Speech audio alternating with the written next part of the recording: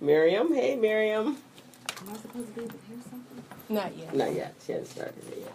And Shanita looks just like her. That's it. Just like No, she doesn't. Yes, she does. And she said she was up here yesterday. Yeah. Wow. What a It's a coincidence. small world. Uh-huh. Okay. All right, so we're going to start right now. Okay. Thank you. Have a good show, ladies.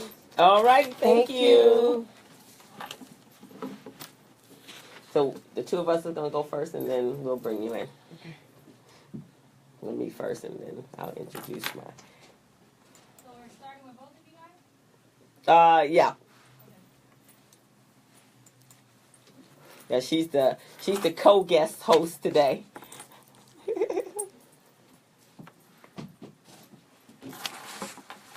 Mine is taking forever to. Oh, they're coming in. I was. I know.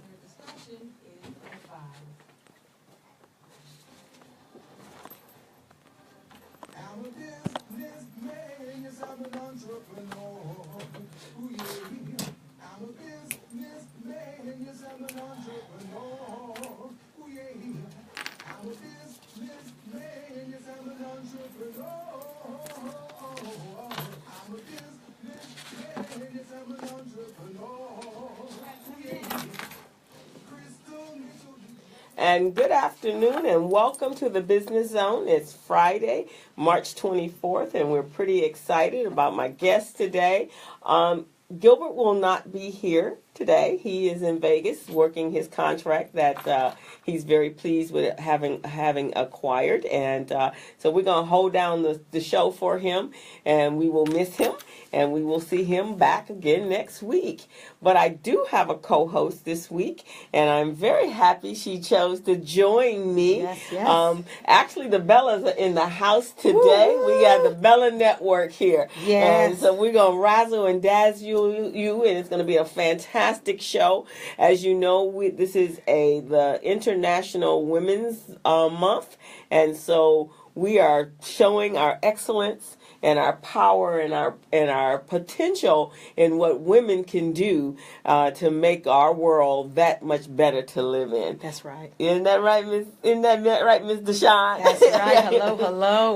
Welcome. Yeah, I am so pleased that she agreed to come on the show, and actually, and our guest, which we will introduce shortly. But let me tell you a little bit about Miss Deshawn Booker. She's a life coach, strategist, producer, and speaker. She is the CEO and founder of Maximizing Your Magnificence, a coaching, consulting, and training company. She works with individuals to get intentional, live with integrity, and manifest increase. Deshawn captivates and inspires audiences with her enthusiastic style, positive attitude, humorous delivery, and realistic messages. When she's on stage, her engaging style allows audiences an opportunity to enjoy an interactive experience that is fun, expressive, and memorable. So let me tell you a little bit. When I actually shared... Here we go. Yeah, right. Here we go. I actually shared a stage with her at a presentation. We all did our thing, and you know when you do this, people are surrounding you, so the speakers don't really get to communicate with each other, right? Because you got people lined up and they want to talk to you, they want your cards. So, but she was so impressive. So that was about 4 years ago. Mm-hmm. So let's roll forward to 2016. I'm at a meeting for the Bella Network, and we're all coming together. Right. We had never met each other. And she says something that was memorable from 4 years ago. And I went, wait a minute, I know you. And that is how I remembered you from 4 years ago. Yes. So welcome to the show. Thank you for having me. This is my sister. I love Crystal. She's phenomenal. I wouldn't have it any other way. Thank you for allowing me to co-host with you. Oh, this is going to be really cool. We're going to have a great time. Yes, we Power are. Women in the house. I love it. She is so inspiring. We worked together recently at the Bella Network. We were on a conference. Phenomenal. Yeah. Changing the lives of women, you know. Right. One woman at a time, right? We're going to get all of them. We're going to get all of them. So share with us, who is Deshawn other than what I just read on the paper? Well, I am truly a catalyst for transformational change. That's just what I am. I didn't choose that. God really gifted me with that when he created me sincerely. And I began to surrender into that as I understood, hey, I can't, hold all this inside. I got something to give all these people, right? Right. And so I began to really allow the manifestation of what God has already called me to be. And so a catalyst for transformational change is just simply a person that really utilizes a variety of channels and creativity to really meet other people where they are. And then I really want you to show up for you and be bold and be unapologetic in who you are supposed to be in your life. Okay. And so if that's through facilitating workshops, for women, for men as well, and, coaching, training, speaking. I'm a writer, I'm a director. I write direct, plays and do short films. And so if it's that vehicle that's being used to transform lives, then that's where I surrender. Oh, fantastic. Yeah. So, did you start out as a life coach, or were you really engaged in the entertainment industry first? You know what? It really went hand in hand. I have been doing this work for a while, and I really was always a big mouth, right? I got this big mouth, like just girls always talking. Why is Deshawn always talking and telling people something? And so I began directing. I founded my own production company. Well, I didn't find anything. God gave me this. He said, listen, this is what you're going to do. Okay. And so, I went to college for teaching, of course, theater, Howard University, HU's in the house, in the building. Right. And so I went to Howard University. Yes, I went to acting schools before that. And so I got the training, but I really always knew something was missing. Okay. And so I started directing and writing my own films and my own productions, stage plays. But I was always doing workshops with women and with youth. Then I started my nonprofit, Arts Creating Unity Institute. And so I believe I've been doing the work really, it paralleled one another. Oh, okay. Yeah, I've just been talking and teaching and preaching and, getting people to just find who they are, whether it's through a play, through coaching. So it really happened at the same time, I would say. At the same time. Yeah. Because I would think in the entertainment industry or acting, because you're really putting your whole self out there. So having someone on the backside of that coaching you, because your confidence is right there on display. Yes. I know, with the people in the industry. Oh, yes. A little bit more sensitive than those of us that are out here callous by business. Right. So I would see where that would be a natural fit. Yeah, actually, one of my clients is on one of the reality TV shows. I can't say which one, but it's a he. And so he came to me and said, listen, I'm on this show. I know it's fun, it's reality. He said, but I really want to tap into Deshawn, more of my acting side as a professional. Not just up there sort of kind of having a written script and, going through, the motions. And so I found with even him being in front of the camera as often as he is, he still wanted to polish that actor side. Okay. Even he had this confidence. He's been doing these, the business that he does for a while. But he was like, I'm just not feeling confident that I'm really being authentic in my acting. Okay. So, yeah, so really allowing even those that are confident in it, they still say, I don't think I'm pushing myself to be authentic and pure, Deshawn. It still feels manufactured. Oh, okay. Yeah, okay. yeah. Well, that's really fantastic. Because even from my business side, my clients as well, you just need somebody to be your cheering, your rah-rah, that, you're okay, you're doing this, or if you flounder, no, it's okay, get back up there and keep doing, keep pushing, and keep moving to your potential. Because sometimes we get all caught up in our stuff. And that stuff pulls us away from the blessing. I just shared some stuff from Crystal before this show, right? Let's just get real. I just shared like, Crystal, I'm like needing a coach in my life right now. She showed right on up, and went into ABC, Deshawn. That's results oriented, right? But yeah, you're right. That stuff happens, man. Right. And it's big. It's real. It's real because it's your business. It's what you do. And I know when you're putting together events and programs and you put all this energy in it, and it just sounds so fantastic, and you know it's going to be great, and now you just need to get the people, right? Get the people. Get the people. I need to share, right? I need to share this stuff, and then the people. Where are you people? Yes, where are they? Right. I don't know. Right. Because some people don't even know that they need us. Oh, say that again. Right? They don't know that they need someone to really encourage them. And then when they do, like, where have you been all my life? Well, I was always here. Absolutely. But you guys were hesitant in being able to reach. And I always tell mine, I'm sure you do the same thing, I'm going to push you because I know you got it in you. So I'm going to be real hardcore with you. And when you're not doing what you're supposed to do, then that's what we're here for. That's what we're supposed to do. We're supposed to encourage. We're supposed to direct and guide. That's and right. That's to right, you Crystal. Reach the biggest that you are. Yeah. The biggest that you Hold are. that space for you, you know, so you can stand tall. Yeah, exactly. Yeah. And I think it's more coaches are more of a natural fit for what you do than because it's a little. It's been more of a transition for my business people to embrace why they need coaches. Yes. And you know, a lot of my clients, you know, they have their own businesses, or they're just wanting their second act in their life, right? Or they're entrepreneurs, or they want to increase in their lives professionally and personally, and they just feel stuck. Yeah. You know, and then we have to just get past. Listen, you don't have to do it by yourself.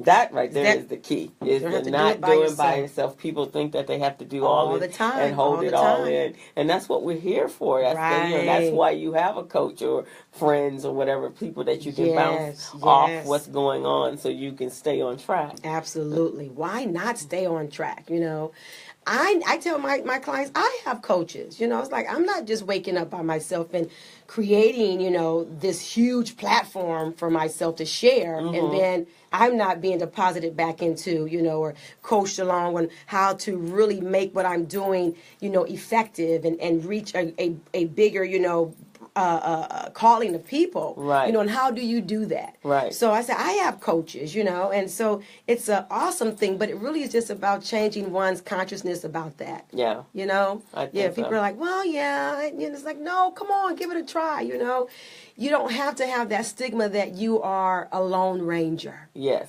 exactly. Right? No, and you don't want to be a lone ranger. It's so much easier to do this with a whole entourage. Yeah, give me a tribe, honey. Yeah, give me a tribe. And that's what the Bella Network is about. That's a tribe. what it's about. That's backing us up. So that is really, really cool. Well, this month, Deshawn, is National Women's Month. Yes. And we here at the Business Zone, we've been really paying homage to women. And actually, in January, Black History Month, I had my co-host Gilbert and I had talked about the fact that we're doing Black History all year. So, love it. Yes. So in January, I talked about, you know, starting the new year and what that looks like for our businesses. And then in February, we were in our very short Black History Month. So I talked about all our paying homage. So now this month, it's been about Black women. That's right. It's about what we've done. And there's some powerful Black women out there doing some stuff. Yes.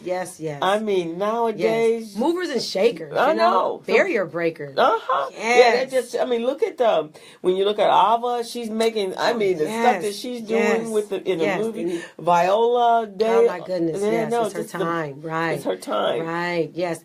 You know, we want to move past the stigma that women, right, Black women, all women, don't need a support system. Right. And so we find it a little uncomfortable in celebrating one another. And we need to celebrate women at all times. And no matter what it is that we're offering and who we are, hook up with a woman, right, that is really doing just a little bit more than you are. Yes. Knows a lot more than you do, like I have with Crystal.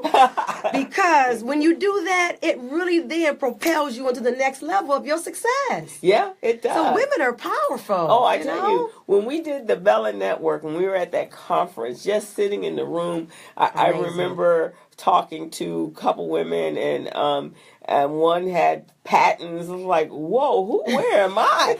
What room am I in? I mean, 'cause very rarely are you in a room where you got 20 of us that were just on the panel. Yes. Just on the 20 of us, just powerful. Yes. That was just all that energy. And being deposited into and just a wealth of abundance and knowledge. And then you're not just taking that in, it gets in your DNA. It's in your DNA, right. Wow, ladies, don't leave. My village is here. It's here. Right.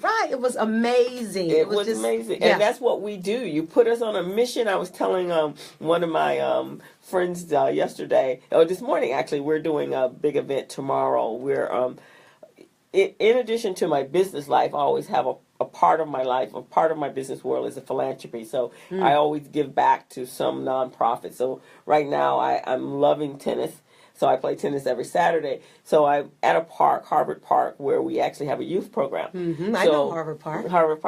So we're sending 10, hey Marty, we're sending 10 children, young juniors to Baltimore. Okay. To play at the ATA National Championships. That is huge. Isn't that huge? That's huge. So we're really excited about that. So that required pulling together some money. So we got a crowd fund going on right now.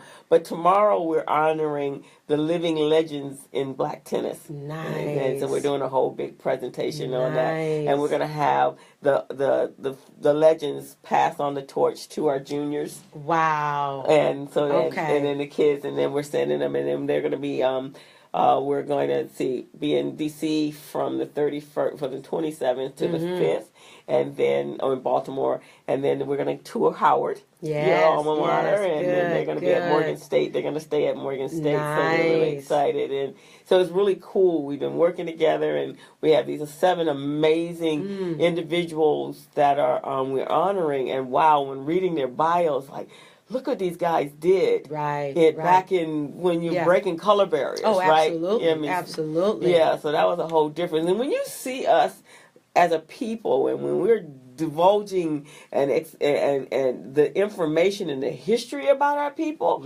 oh my, you walk away feeling proud. Right. And then you ask yourself, how didn't I not know this information? Right. Exactly. Who else does it know? Exactly. And if we would have known, what would that have done to me? To have known this information about my culture, my heritage, when I was 5, 6, 7, 12 years old, right? Exactly. 18. What would it have done, and how would it have shaped my mind? Right, exactly. Because you would have been, just, hey, Larita. You know Larita Shelby, don't you? Hello, Larita. We're on Facebook Live here. Hi, everybody. Hello, my people joining me. Hello. Larita, the Morris Media Live is morrismedialive.com. And then you can check out, Deshaun Booker. I know you do. Hello. So you can call in, actually, Larita, 323-293-3375 and say hello to your girl. That's right. Larita was on the show not long ago. Okay. Yes, a couple months ago. She was on she was on the show right after Christmas in January, because she had an event. I went to one of her events, and she actually it was a small, little intimate, kind of what you're doing, and she's written a book as well. Okay. And so it was very small, and we had a fantastic time on a Saturday afternoon. Yes. Yeah, so we can... Power players, right? Power players. Yes, you want to be a power player. And it's part of our natural... personalities to nurture anyway. That's right. Right. That's right. So that's right. And getting past the stigma that we can't help each other. Right. That's where we have to be. And so that's why I do a lot of the nonprofit work that I do, because it really is just a natural way for me to do my sharing. Yes. And it's just usually in places in sports or activities that I enjoy. So it really makes it work. Yes. When you were mentioning, of course, the tennis, I love tennis. Oh, do you? Oh, yeah, I took tennis lessons. I was on a tennis team in high school. Oh, I have my 2 tennis racks in the trunk of my car. Oh, so you're ready? Yes, I'm ready for tennis. I love tennis, one-on-one sport, Nobody to blame but yourself. Nobody to blame but yourself. Boy. And we, so we might have to come out and join us. Yes. We, at Harvard Park, we're being groomed. Okay. We have our own coach. Okay. So we're being groomed to be a 2.5 team. Okay. And we're going to go out and start playing tournaments. Okay, so I like that. Come on yes, out. I will. We have such a good time. He yells at us a lot. But I told one of the legends, he was at the park not long ago, and I said, he was saying, I came out, the weather's beautiful. I came out to enjoy some tennis. I said, well, if you want some comedy, then this side over here is called, we decided we're calling ourselves the Harvard Trotters. The Harvard Trotters. Okay. Because we come with comedy. Comedy on the tennis court. On the tennis court. So we've been having a fantastic time. So if you got your 2 rackets, you Yes, just need I to keep come. them. I love tennis. Love it. Oh, yeah. Oh, my goodness. I played when I was in high school and a little bit in college, and then I got away from it. But these are hardcore people. I mean, Yeah. but my family is my sister and brother-in-law, and there's a bunch of like 9 or 10 of us out there. good. And then some of the kids' parents are playing, and that's the real goal of it, is so that the kids can see that we're enjoying the sport, and so while they're over there being taught how, so the program is free for the kids. Oh, that's wonderful. So we're grooming them.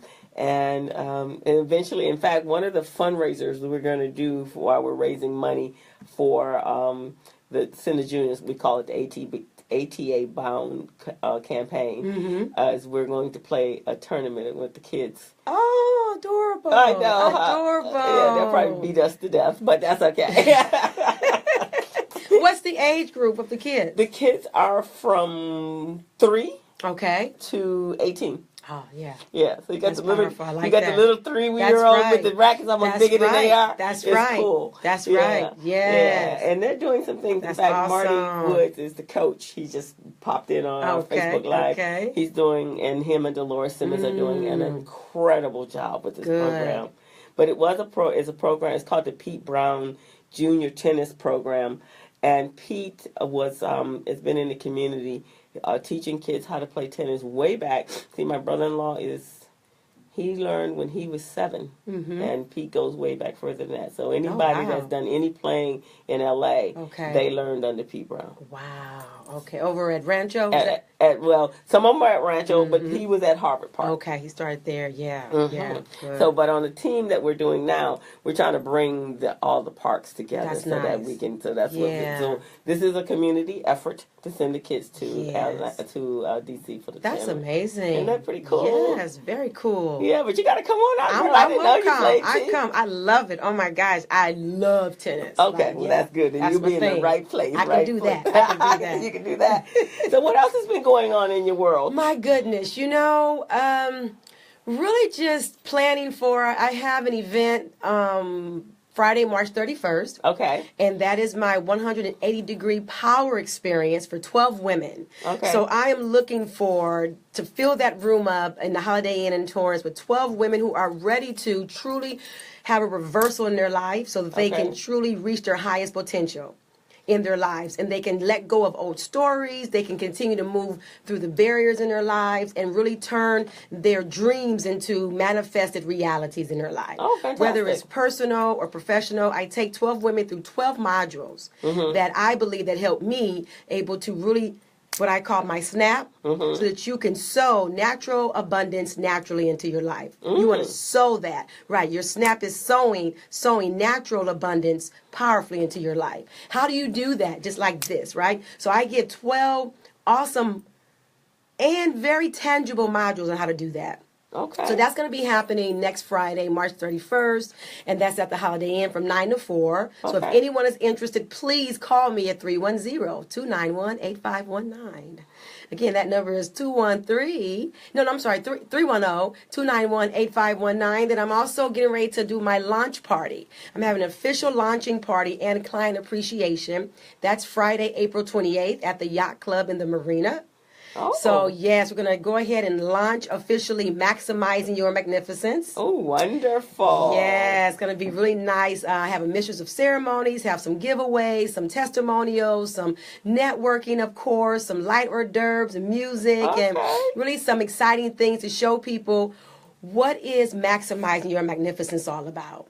Okay. And then that's leading into my one-day women's conference, which is in May, Saturday, May 27th at Mount St. Mary's University. Okay. And that is the Meeting in the Ladies' Room Movement, the conference. Oh, wow. Yeah, okay. So that's going to be exciting. Now, there's a couple of videos that you have on YouTube with this, right? In fact, I got one that's going to show in a few minutes. Okay, all right. Yes, I've been doing some videos, and we're talking about, truly how to reach your potential. So I do series on different segments of maximizing who you are, reaching your potential, how do you turn your dreams into, your reality, and, 5 things, to win in life. So, yeah, I've been really working in that capacity to allow for people to get the messaging so that they can get, just be benefited by that, and begin to really walk in a new consciousness of their next level of their life. And that's important, and that's kind of what we're going to talk about today is transforming, where it's going to be in relationship to women, but women transforming themselves into their full power and their full potential. And I think what's going on in our climate, hey, Candace plays tennis as well. You know, is Candace. That Candace yeah, from Simmons? Yes. Hello, Candace over there. Yes, in fact, I saw you doing a twirl in her shop. Yes, not long ago. I just went to her the other day and got something else. Okay, well, that's one of my stylists. So Candace says she is she plays tennis as well, and can we bring all this we can all bring the comedy. That's right. So we would love to have you out on a tennis court as well, Candace. Yes.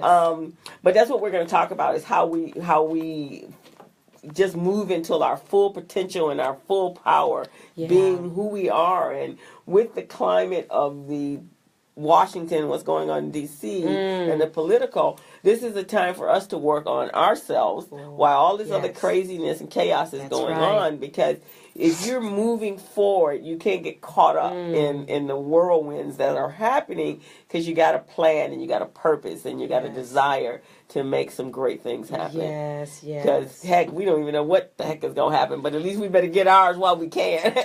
Exactly. Crystal, I was having a conversation. I'm also a college professor, and I was having a conversation with my college students right after the election. So we all know, where our minds were with that. And my students, were... As most of the world was. We're shocked, girl. Just right, in shock. Right, we're in shock.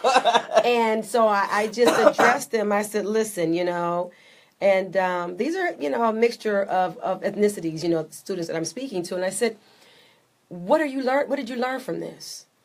We don't have time to muddle around in this and complain. What did you learn from this? And they're like kind of stuck. And I said, listen, let me tell you what I learned from watching, Mr. Donald Trump, right, and this whole thing. I learned that the man said what he was going to do and be, and it happened. It happened. It happened. So I learned that if I want something, I'm not talking myself out of it. As a matter of fact, I told myself this year I was going to blow my own mind. There you go. Wow, I like that. So I need you to blow your own mind. Okay, blow. So he blew his own mind. He did, because now you don't know what the heck to do with it. Right, exactly. So I told my students, what are you going to take from this? So you need to get it together, and you need to really put your plan together, right? I really call it, when I'm coaching clients, your playbook. Yeah. What does your playbook look like? Yeah. And blow your own mind. Blow your own mind. Let's not sit up and talk. I can't believe, okay, it happened. This is where we are today.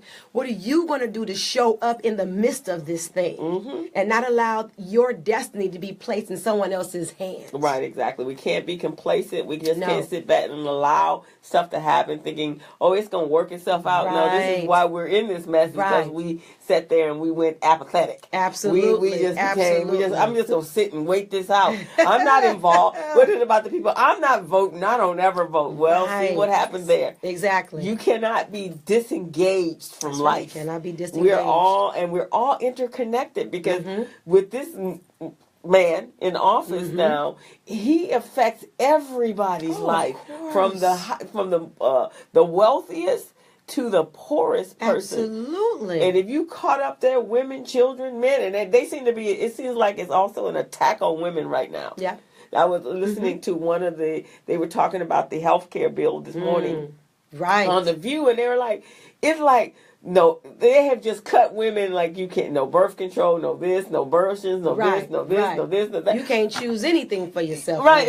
What the heck? Where are we going back to? Right, exactly. Right. Women being the cornerstones, and we can't look at the women that have done such amazing badass things in this world. Yes. You discount all that for what they've done and what they've contributed to the world, and being the fact that they're the ones that bring the children to this planet. Absolutely. I mean, to breathe the air on the planet, and that's just the power all by itself. So we have to stay connected. We got to stay fighting. And, absolutely. And I think us as women, we're that catalyst. Yeah. Because we do have a rational mind. Absolutely, women do, yeah, women today, think about, truly, who are you?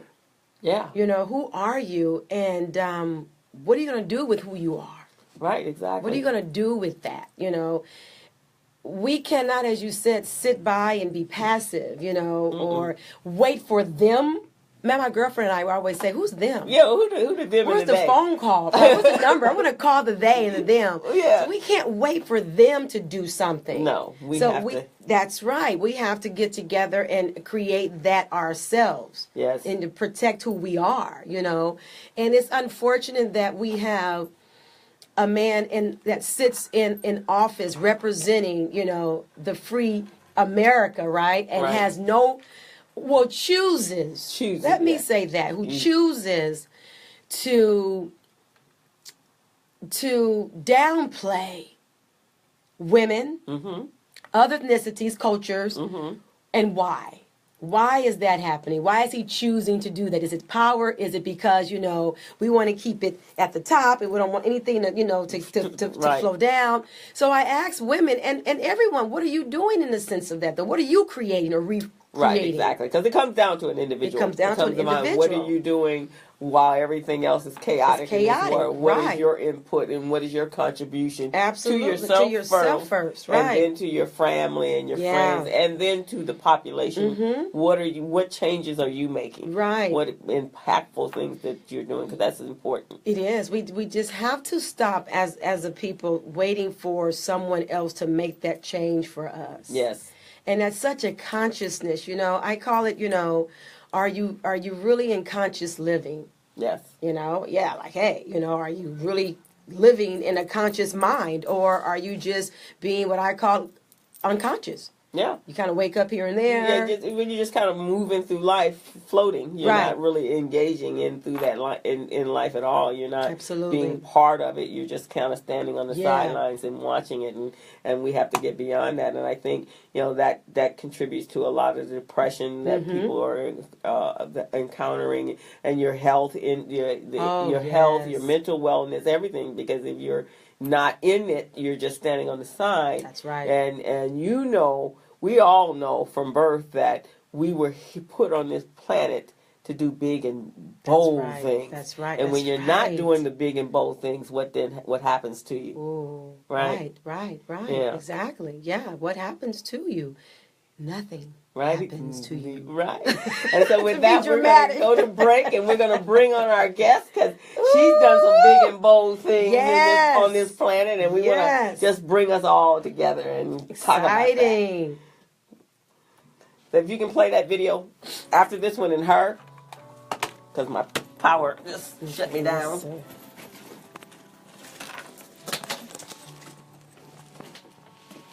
Hey, Miss Jovita, how you?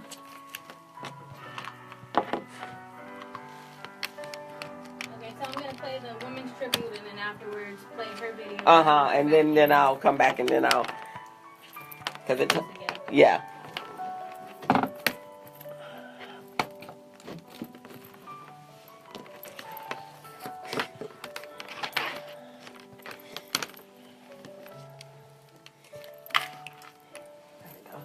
How you be?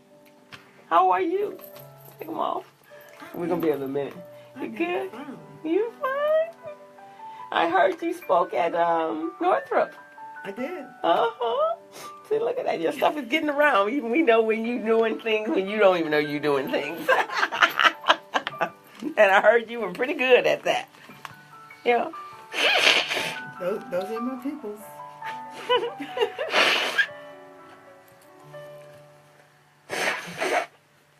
Ooh, I caught a cold early this week from a client. Actually got it last week. There you go. Oh my God, that's an old one. It's Deshaun Booker, your master coach, and I am excited. Yes, I am celebrating March Madness. Go to about 150 on it, Sky. Only 150. It's 2 minutes, but go to 150, a minute and a half. Okay. Studio Stage Theater in Los Angeles. Actors, I want you to come and discover how to reach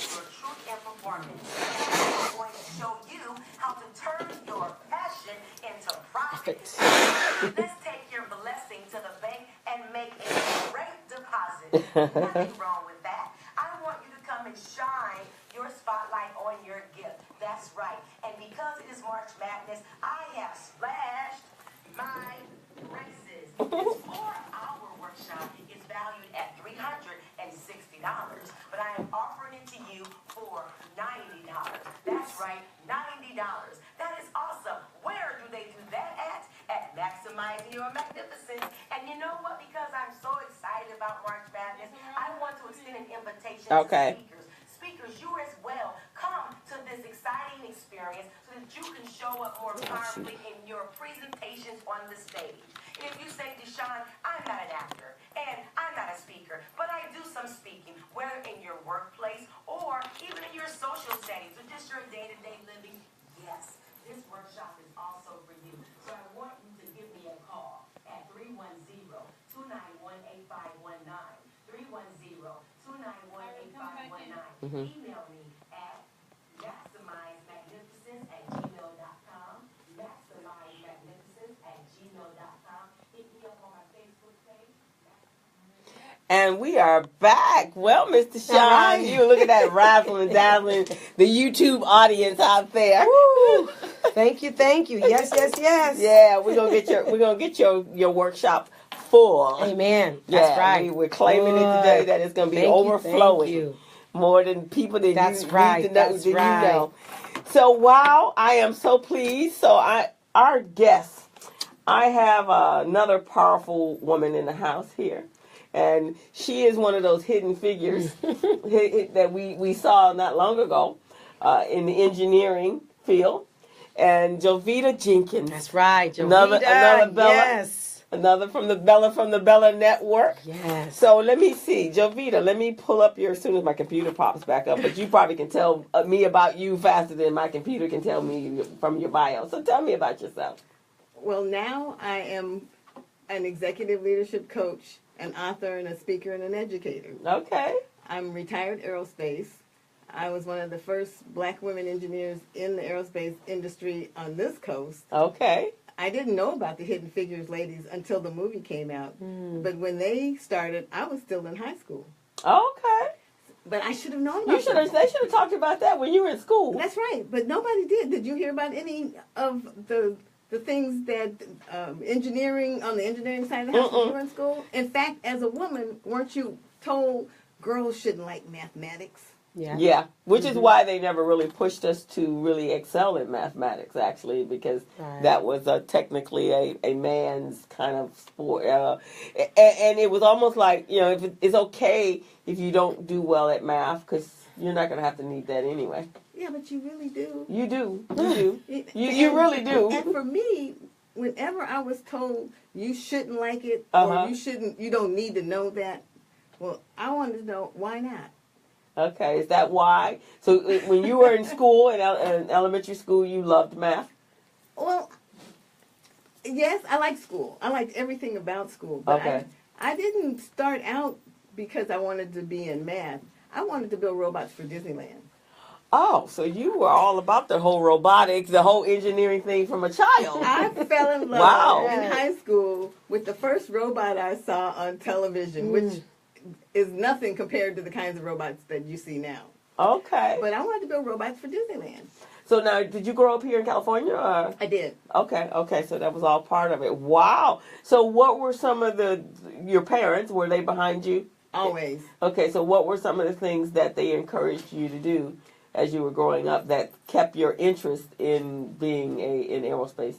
Well, my parents always said you can do, be, and have anything you want. You just have to put your mind to it and do it. So the people who were trying to pull me down were always on the outside of my family. It was never my family. They just pushed me into whatever direction I wanted to go, and my brother as well. There's only two of us and two children in our family. Okay. But I grew up in the civil rights era, and I was the first generation of people who were really given an opportunity to go out and do whatever they wanted to do. Yeah, we were at different times at that time, because at that time we were fighting, and we were proud of being who we were.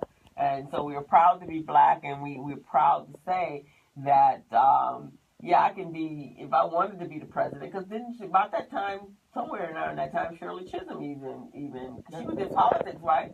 And so she had talked about being president or Congress or something like that. Remember that when I was a child. And so had Jesse Jackson ran for president too. Right. Wow. At one point. Yeah, because you came away, and I think even today with all that's going on, we are feeling like we're empowered to do something when we're rising up and protesting and fighting for what is right to us, just like they did in the 60s. I think people are really starting to connect, and it was about a month after the election, but number 45 had not been inaugurated as of yet. Number 45. Number 45. Number 45. Okay. The orange dude in the office. That's what she called him, the orange dude in the office. But number 5, no, the other day she called him the guy.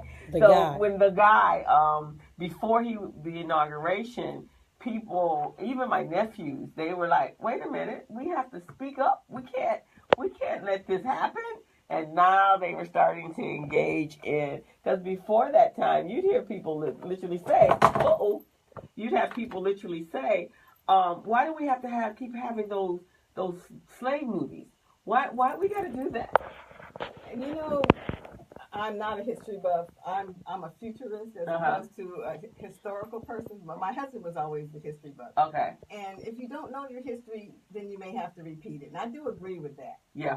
And we are, in some ways, repeating history now. I think we are, because I always say this, and you're a spiritual woman as well, Deshaun. I always say, God keeps giving you the same scenarios over and over again until you get it right. Oh, absolutely. Do you agree with that? Absolutely. He keeps bringing things back to you. Yes. You're going like, right. Why am I back here? Right. And so my philosophy is, if you're back here, it's because you didn't learn the lesson.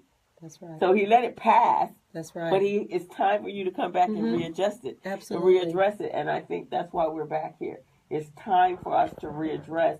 And I just love the fact that the hidden figures and that we're speaking up. Because I don't even forget them telling us our history. What happened to those women? That was a whole room full of black people. That's absolutely right. A whole department full of black. Nobody spoke up. Well, that was a different time. Yeah, it was a different time. It really was. But we still aren't speaking up the way we should, or stepping up to the kinds of things that we really need to be considering now. We need to be a lot more into technology. We really, really should, and have a love for it. And we're into it because, we're doing Facebook Live Right. We're doing a podcast, which is a whole new revelation of radio, because beyond just radio, you go on the radio and you have your show. It wasn't taped. It wasn't visual. Yes. You couldn't use it afterwards, right? Right. Back in the day, that was it. Done a radio show. Right, absolutely. Yes. Now we can take this, clip it all up. I can put it out on our conversation. Send your copy. You can use it to market yourself. You can use it to market yourself. That's all we're doing. We're in the midst of technology. Yes. But I want not just this on the side of technology that's entertainment. I want to make sure that we are behind the scenes in the organizations that are doing things like making the robots. Right, and coming up with the technology that you're using to do your show. Right, exactly.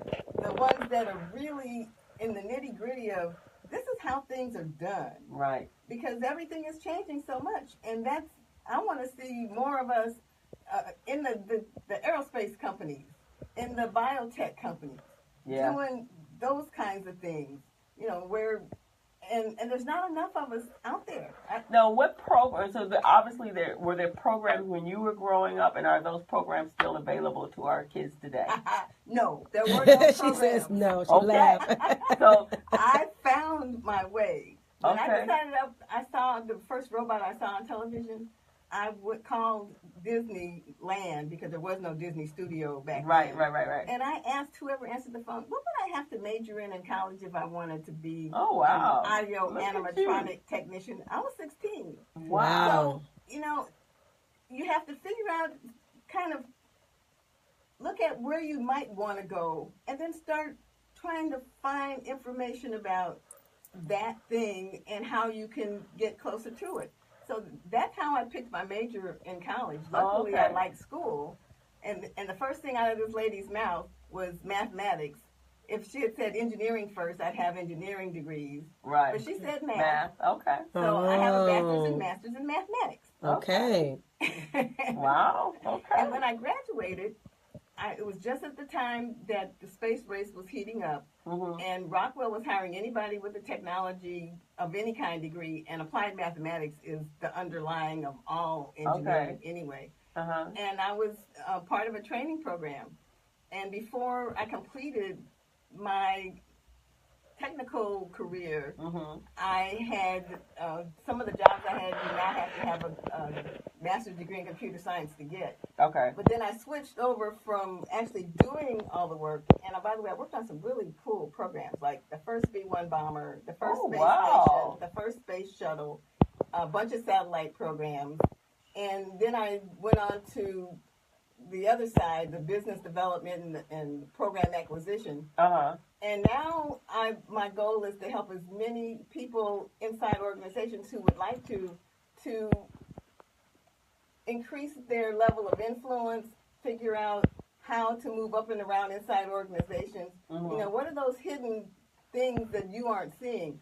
I so like the Hidden Figures movie, especially the one that was played by Dorothy Vaughan, because she had her eye on where things were going and knew that if we didn't move in the direction of the technology and the way it was going, we were going to be obsolete and left out. Yeah. And managed to take her whole team with her. I just thought that was absolutely amazing. That was me. That was you. That was the sisterhood. Where things were going. And how to be on the cutting edge of where things were instead of on the edge to get left out. And here's what I thought was also pretty interesting as well, was when she went in there and she said, okay, Fortran, and I need to figure out what, and she goes to the library and reads a book. And figures it right. She read a book.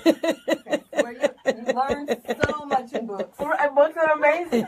I mean, she hear all these white guys there doing their thing, and they can't figure it out, scratching their head. She goes to the library and borrows the taxes. The book that she paid for her taxes, and read a book, and then went back and taught all the women in the department. That's right. Resourceful, I thought right? That was so wonderful. Yeah. And I was just sitting there applauding for that part. Yeah, that was absolutely fantastic. And more of us need to do that. Yeah, exactly. Reach back and pull people up behind us. So when you were starting out in that particular part of your career, were there other women with you, or you were by yourself? So you were in a man's world. Yes, absolutely. Wow. For most of my career, I was in a man's world, and it's still a man's world. I thought it was going to change more over time than it did, and it seems for a while to be going up. And now it seems to be going in the other direction again. Wow. But when I started, there was me, a couple of other black men, and everybody else was white and male. Because for a while there, when everybody was going to school, they were going to school for engineering degrees. Before they started closing down Lockheed and Hughes Aircraft and all of those, everybody I knew was an engineer at some point. Really? Yeah. Especially out here, everybody. I didn't see that many of them. Not women. They weren't men. No, women. men either. Oh, really? Not that we're women or men of color. Yeah. Yeah, I got a couple of friends. In fact, one of my friends, he's an attorney now, and his wife was an engineer. He's an engineer. Okay. His son is an engineer. He just graduated from Howard, and he's an engineer and working. But neither one of them. Wendy Yancey, she works at DWP. She's high up in the DWP, and Vernon actually is a patent attorney now. Okay. So he's still using his engineering, but he's using it for a basis of helping people establish patents and copyright and trademarks and that kind of stuff. You need all of that too. You need all of that, but it's just amazing when I heard that when I met you at Bella Network at the conference. It's like, look at her. Look at her. But now you're in your second act, right? I'm in my second act.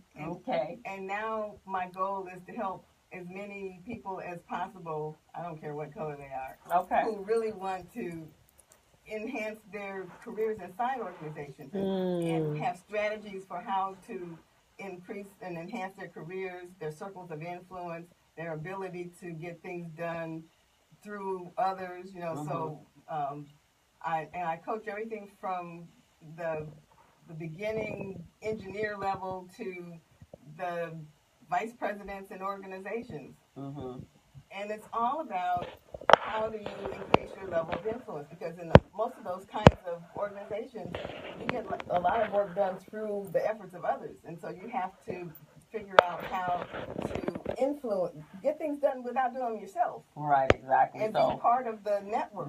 Part of that networking. And networking is a viable part of all that we do. It is. For all of us and at different levels. But, you know, if you're within a huge corporation, you know, Deshaun and I are kind of out here and we can kind of maneuver, but in a big mammoth kind of corporation that's structured, right. I mean, I'm sure that's a little more difficult or challenging. Well, for me, it's the opposite, because that's all I knew for almost 40 years. Okay. And then I switched from that to being an entrepreneur. So it's a challenge coming out to do what we do. That's right. Which would be a challenge for us to do what you do. Right, right. I want to just jump in and ask Jovita a question. What is it? What brought you to this place in your life now? What is it? You said, I want to help everyone, whomever, right? So what is it that brought you to where you are today? Well, one of the things that I discovered along the way, that the higher up I got in organizations, the less fun I was having. Oh, there's that fun word. I like that word. Yes, and because when I first started out, it was all new and, ooh, we're going to do that? Okay. Yeah. That was so much fun to me. But the more political it got, and when I left, there were 200 people who worked for me, and only 4 of them were black. Wow. Oh, wow. But in that arena, I really liked the interaction with the other people. I was actually a coach and didn't know it. I didn't know what a coach was. Yeah, I think we all kind of I fell into it as well. And when I discovered in a meeting what coaching was from my perspective, I said, you mean I can actually help people with their leadership and their communication skills and their ability to interact with people and get paid for it? Yes, oh, wow. Yes, yes. Now that's talking passion. Huh? Yes, that's yes. Fun. Ooh, okay, that sounds like fun. Right. And so now I'm kind of the behind-the-scenes person, the whisperer for a lot of folks as they come up with their strategies for how to build their careers. And I like that part of coaching more so than being a life coach. So I'm an executive leadership coach. That's right. That's right. I think we're in all our different capacities. Nice. Which is what was interesting about when we all came, when Alicia Matson White brought us together. Yes. It was absolutely amazing that we had 20 coaches and none of us overlapped. Yes. Just was absolutely amazing to absolutely. me. And absolutely. Alicia was on the show about 2 weeks ago. Okay. So she was I had a guest come on, and she got sick the night before.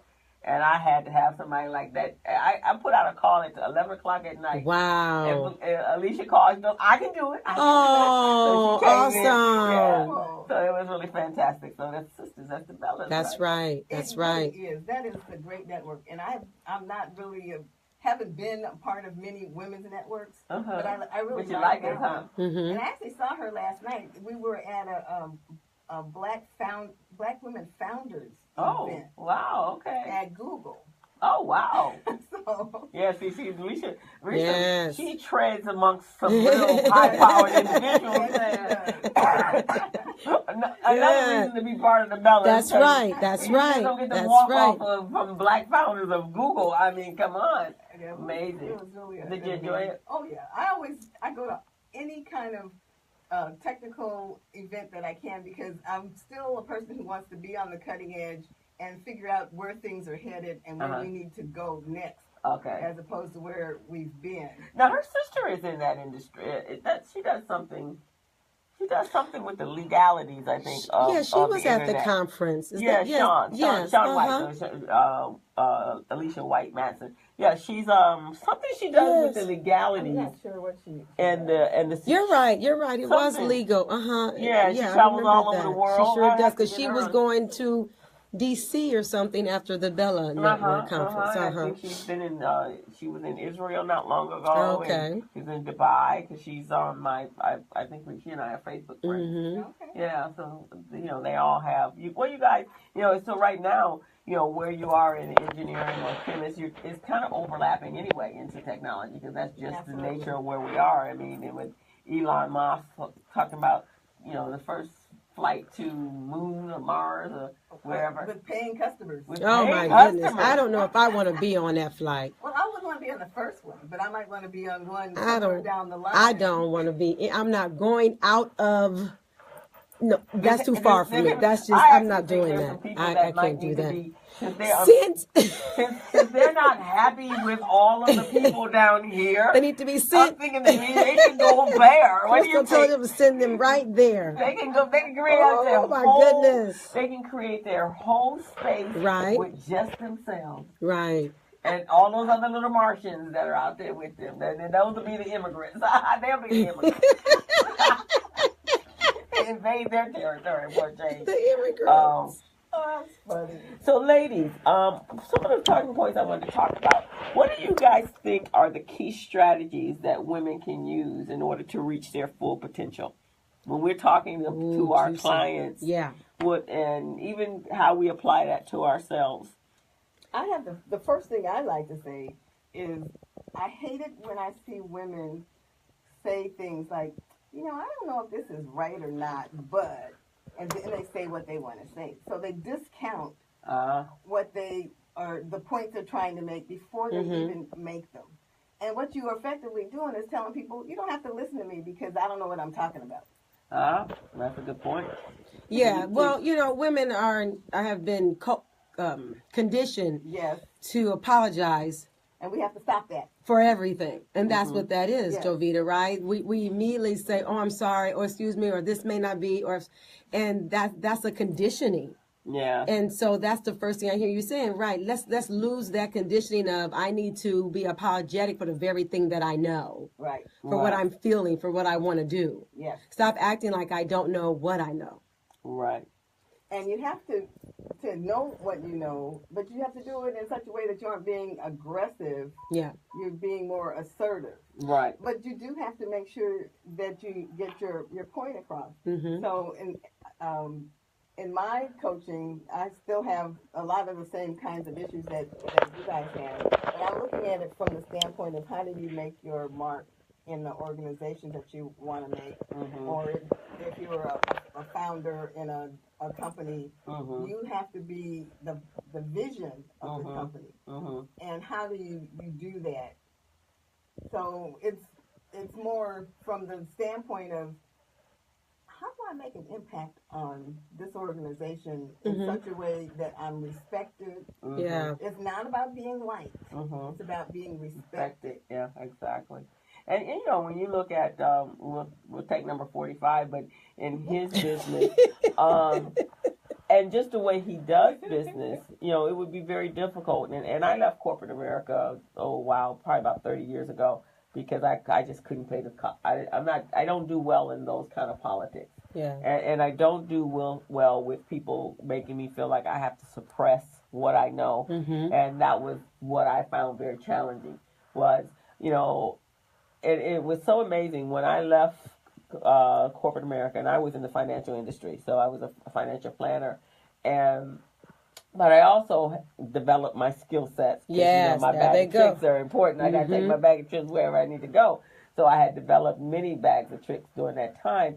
But when I left corporate America, my skills and my value was always, they were always trying to push me down and keep me, put me in a little box, right? When I left, then the respect I required that I received as a consultant was vast to what, it was the same stuff. It was the same knowledge that they're now reaching out to me to provide to them as a consultant. But when I was an employee, none of my knowledge had any value to them. Yes. And it depends on where you are. Yeah. And so, yes, that's true in a lot of cases.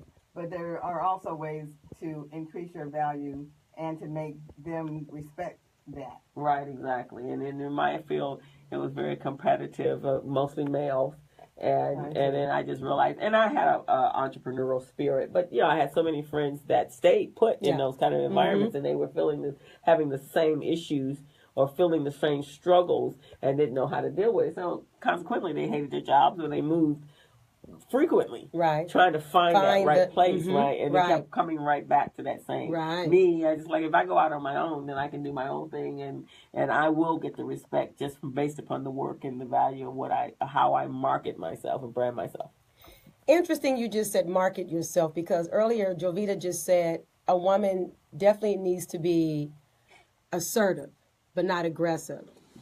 Another conditioning that we have been taught, right? That as a woman, you still want to there's a sign in my office at home that says, be the boss, but act like a lady. Right? Be the boss, but act like a lady. And women have been misinterpreted, right? When we are being assertive for being aggressive.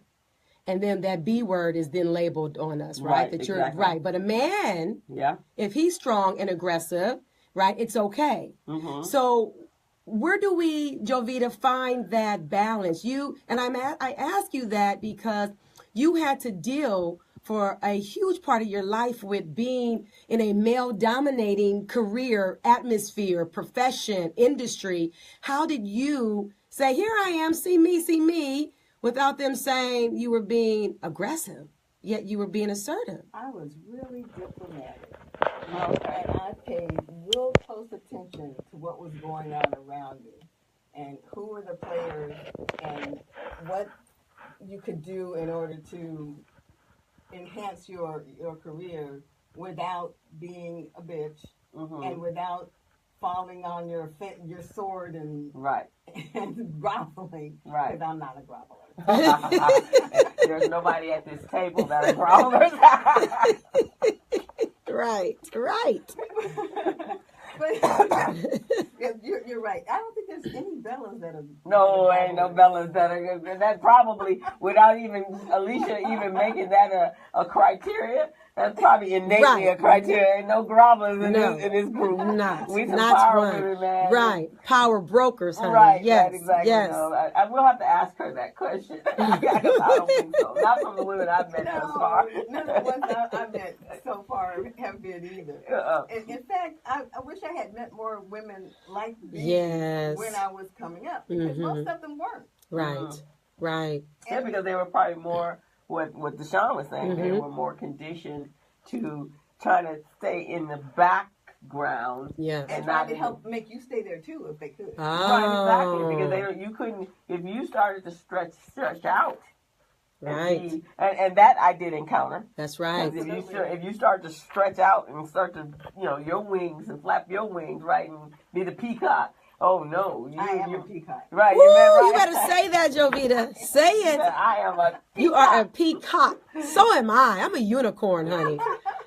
Yeah. Very much so. Yes. Yes. I'm more like an eagle. Boy. I like to fly and I like to observe. Soar. Yes. See, I do that too. I pay close attention to what's going on around me, and I don't always say something until I feel it's worth saying. So I'm not just a talker. Yeah, so you observe what's going on. And then I try and strategically decide what I want to do next. Yeah. Yes. Yeah. Well, I guess that would be one of the potentials, being able to identify who you are as a person, as a woman, and without the encumberment of your spouse or your children. But this is who I am. And I'm proud of that. I know when I was growing up, my mom was one of those individuals that encouraged you to be the best that you could be, and to pat yourself on the back, and to always go and do everything that you did with excellence. That's right. That was important. That's right. Everything with excellence. And so you see those characteristics in your work patterns and your work ethics, right? Because it's not about, even when I worked for someone, it wasn't about whether I was doing a good job for them. It was whether I was doing a good job for me, and I was making me proud first. Yes. Absolutely. So I wasn't going to do a shabby job. Whereas in today's world, the new millennials, I don't know what happened, but they didn't quite get those same training, the training that we got, or wherever we acquired that. Probably we had to have gotten it from our parents. Well, I think it was really a different time, and we were pushed to be excellent. Level of excellence showing up in a lot of the younger people. But I think they have potential. Right, I think it's some just... of them really do. Jovita said the young people have potential, and it was almost like a question mark. They have potential. Oh. I have some really sharp young folks that I can see making a real mark on the world. And I have also seen quite a few who are satisfied with mediocrity. Oh, absolutely. And I hate that. Oh, yeah. A lot of our young people, well, we call them, you know, do we...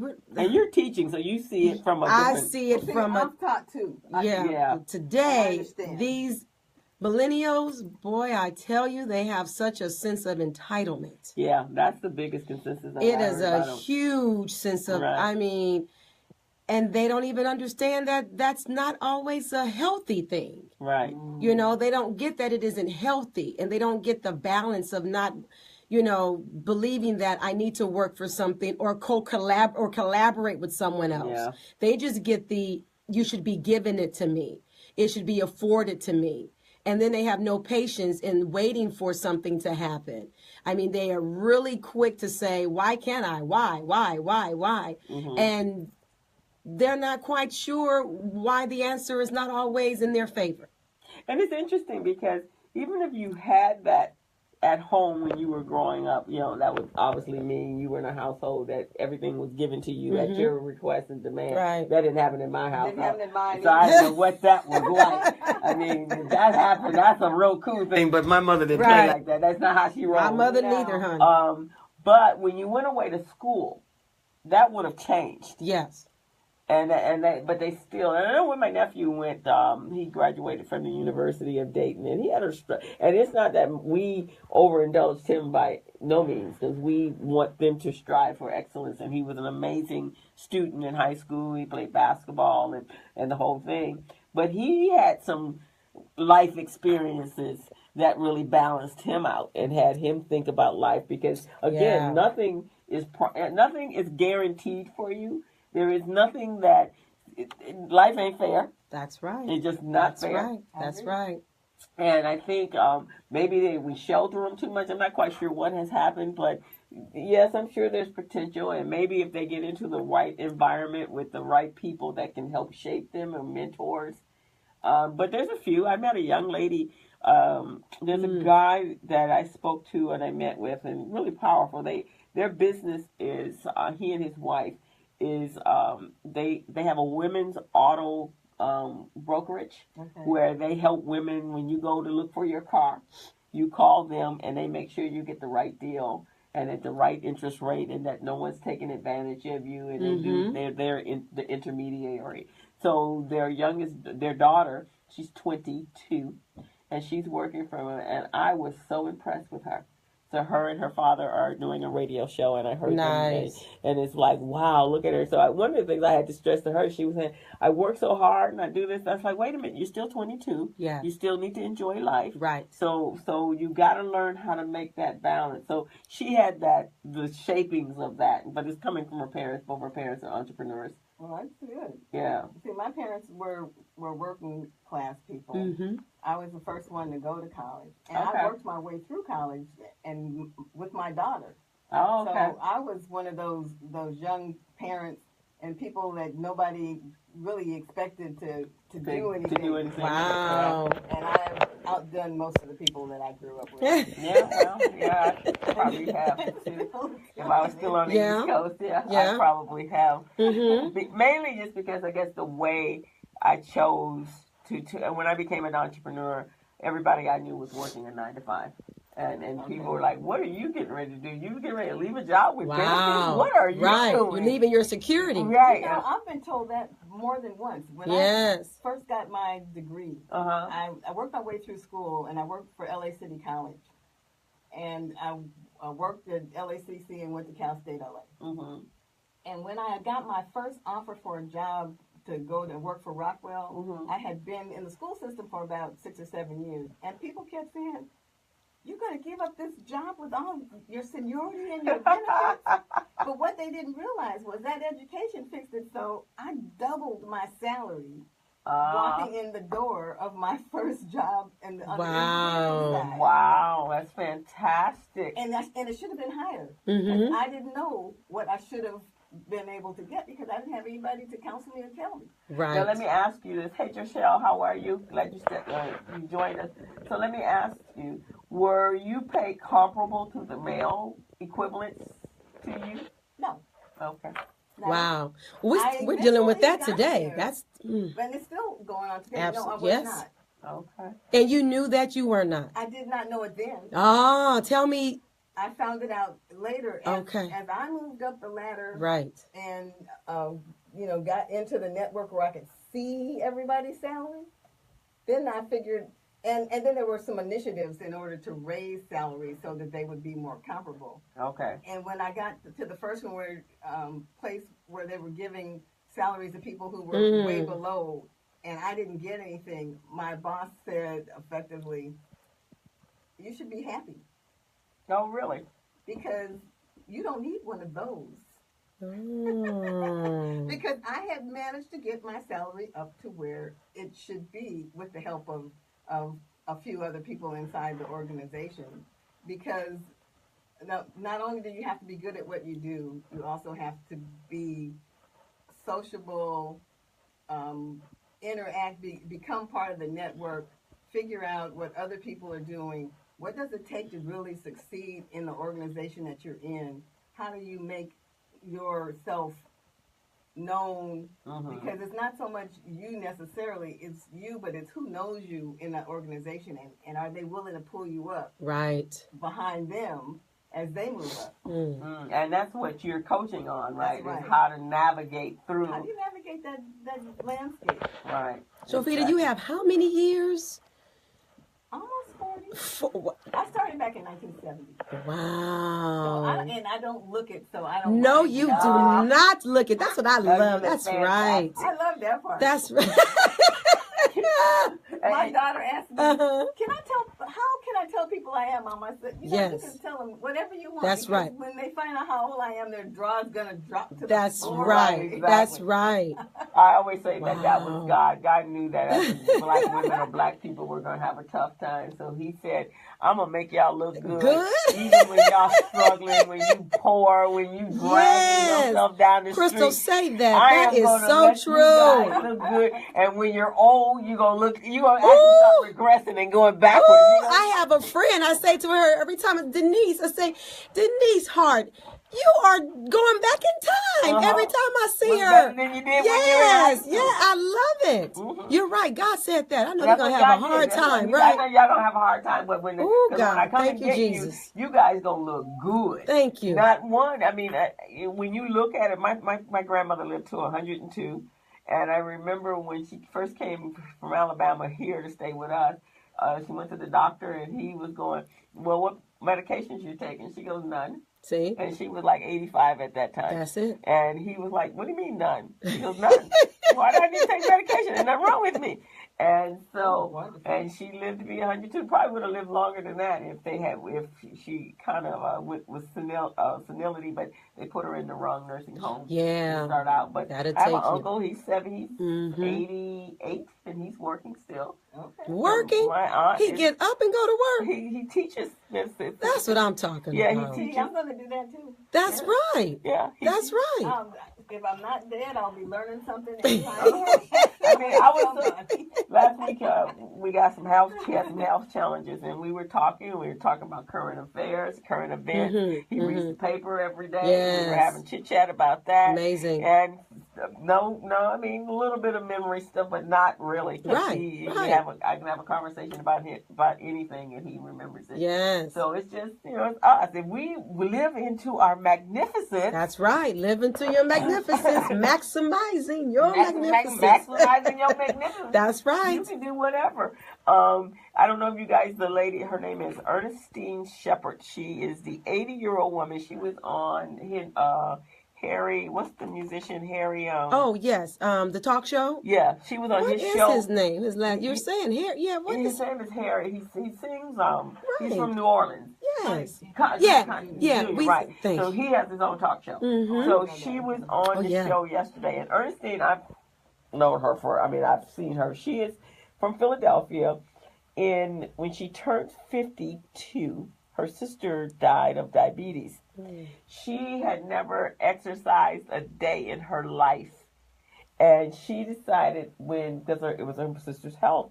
So after that, she said one day she was talking to her sister. They were very close. So in her, having a conversation with her one night while she was sleeping. And she was like, okay. She said her sister came to her and said, don't let your life end because I died. Make your life mean something. Yes. So the next morning, she got up at 5 o'clock in the morning and she started walking. Or 4 o'clock in the morning. This woman has won a Miss Olympia. She got muscles. Really? Our bodies don't even come compared to hers. So Okay. she was on his show yesterday, and she was flexing, and she runs she has her own aerobics class and her own fitness class.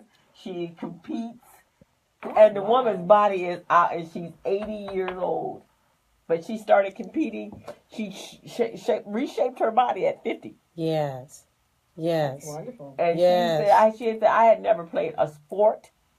I had never picked up a ball. Wow. She was just not an athletic person. Yeah. And then when her sister told her that, then she went to the gym. She started walking first, and then she started going to the gym. So she lifts weights, and then she started entering. So you guys have to look her up. So audience, look up as Ernestine Shepherd. She is amazing. Now, see, I want to jump in on that. You said something so juicy. You said she reshaped her body.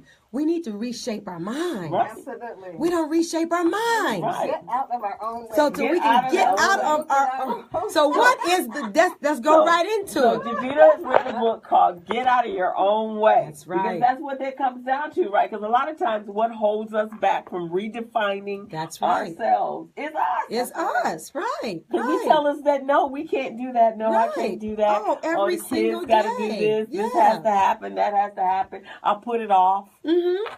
We're always waiting. One of the questions that I ask my client, right? My clients is, what are you waiting for to do what it is you want to do?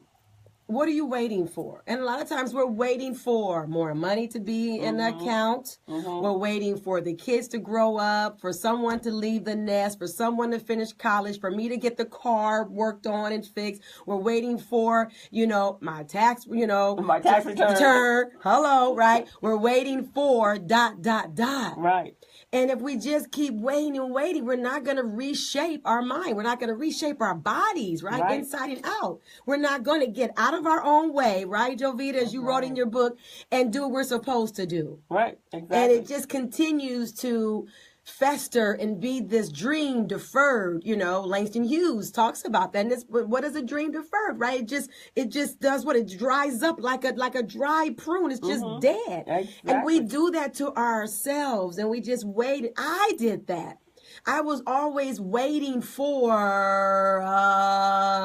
I call it the da-da-da-da. Yeah. And the da-da-da-da doesn't show up. Right, exactly. You got to create the da-da-da-da. Say it, right? Crystal. You got to create the da-da-da-da. Because you could have easily, when you retired from aerospace, a lot of individuals that retire, they just go into, that's what they do. They go hang out at the park. They play tennis. They play golf. That is so boring. But I do play golf. Okay, well, that's good. Okay. See, that's good. Yeah. That seemed like that take too long for me.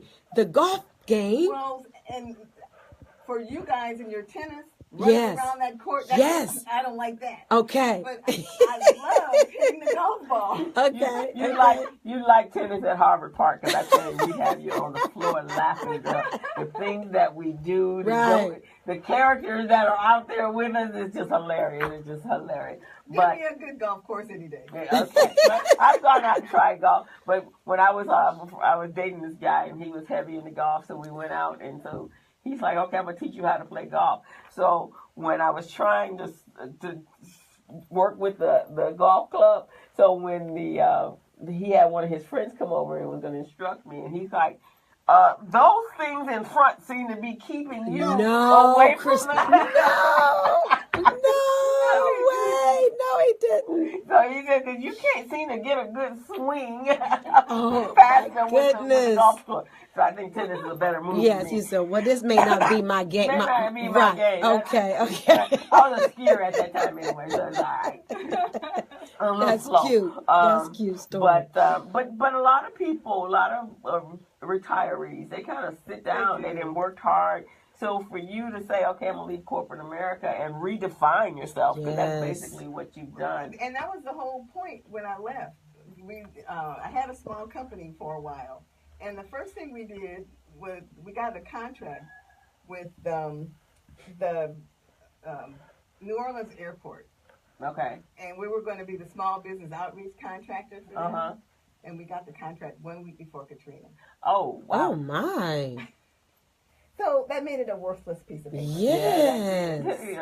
It was nothing for you to contract. Oh, right. Wow. And it was part of what happened to our house in New Orleans. So my dream house was in New Orleans. Oh, so you were in New Orleans. I was here, but my husband was born and raised there. So we were kind of going to go back and forth and run our business there. And I was going to run here, and we're going to travel all over the world, because he was already in economic development and did a lot of work in Africa. So we were just going to travel and have fun. And make a lot of money. That's right. But that didn't happen after that happened, huh? Oh, that happened. And then my mom got sick. He had surgeries. So, life kind of intervened. Right. We planned, and the universe laughed and said, no, I don't think that's where you're going. But that's why what you said, Deshaun, is why we have to do this now. Because tomorrow and your plans are not promised for you. Yes. So putting off waiting for the da-da-da-da. Right. Katrina happens. The recession happens. You get ill. So you can't put off being and developing who you're supposed to be. And then you have to redefine yourself more than once.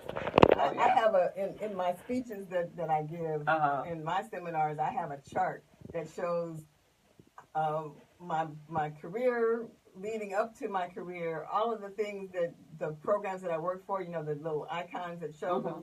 And then I have a chart that says, and here is my roller coaster since I retired. We're going to take a break, and I'm going to tell you guys why I have so many bags of tricks. Okay, yes. This is the Business Zone with Crystal and Gilbert, and we'll be back in a moment. Well, that's why I have so many bags. Because, man, the redefining, did they start coming in? Oh, yeah, did they start coming in? Yeah. I wanted to make sure I wanted to see you guys. Oh, yeah. Facebook Live. You haven't done it yet? It's a lot of fun. I have to hang around Crystal more often. I did. She's my techie person. You know she is. I told Alicia that we need to have a seminar that we're all sharing what we do, our bags of tricks, what we do to one another, what we do for each other. This is a product. My co-host, he actually created this. Oh, really? The Small Biz Pro. Taking care of his clients' needs. Larry just cannot find his important business documents when needed.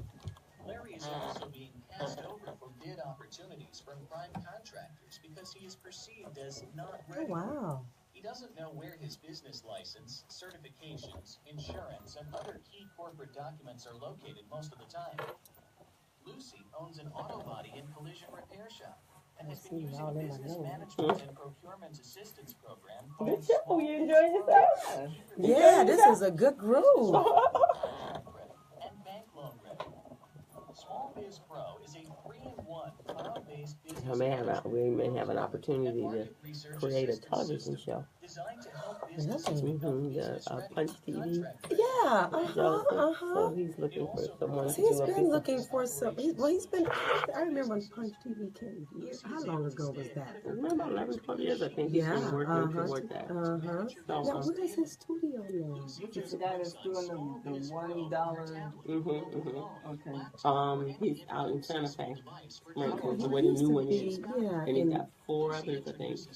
one was in like, I don't know, it was Compton area, that way. Then there was, he used to be, I think, on Pico, I thought, or... Yeah, he was on Pico too. Yeah. I think he's still on that one. That's the one where, what's the guy that owns Roscoe Chicken and Waffle? I mean, that same building. Yeah. So we're going to sit down and have a conversation with him. It would be more like a highlight in businesses.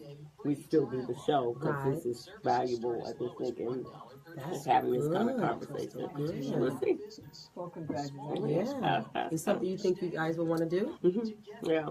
Well, that was kind of, like you say, that was on, this was first, and this kind of came because God said it's time for you to do this. I'm ready to go back.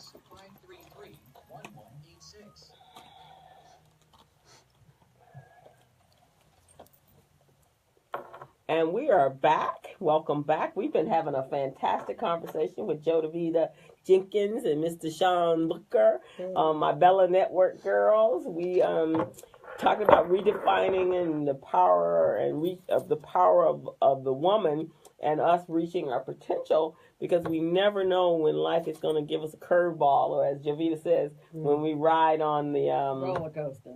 On a roller coaster. Somebody just said your show is rocking. Thank you. All right. That's why I got some fantastic guests today.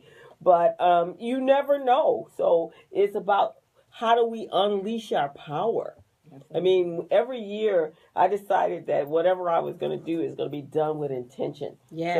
So my theme song for last year and for this year is living my life like it's golden. Mm-hmm. And so whenever something comes up, I'm like, yeah, okay, what I need to do, how I need to do it. Yeah. And I don't let things like money. Someone called me yesterday. We're like, well, do you need capital for your business? I'm like, really no, because I have so many my own skill set that I can make something happen before I have to get to a place where I need to be in debt about it, because I'm resourceful. Right. And if I don't know how, I reach out to other people that know how. And I think it has to come down to us working together and saying, what are you good at doing, and how can we work together to make our businesses work and grow? We want to be resourceful, decisive, and coachable. Yes, coachable, important. Right? Important. We pull back from the coachable, I got it. I know how to do it. I don't want people to think I need to get help, because I want to show up and have it all together, because then that shows that I was brilliant, I'm smart, that I'm worthy, that I validated myself. But we want to be those 3 things. You want to be resourceful. If you don't know it, you don't have it, ask someone. You want to be decisive. Stop saying, I'm not sure, I'm going to do it when, it looks like this. Just pick a side. You got to pick a side. And when you reach out to other people, the tennis program that we're doing and the events, and we're sending these kids to Boston and to Baltimore, when we all came together, and there's 4 or 5, there's like 15 of us, 10, 15 of us working together.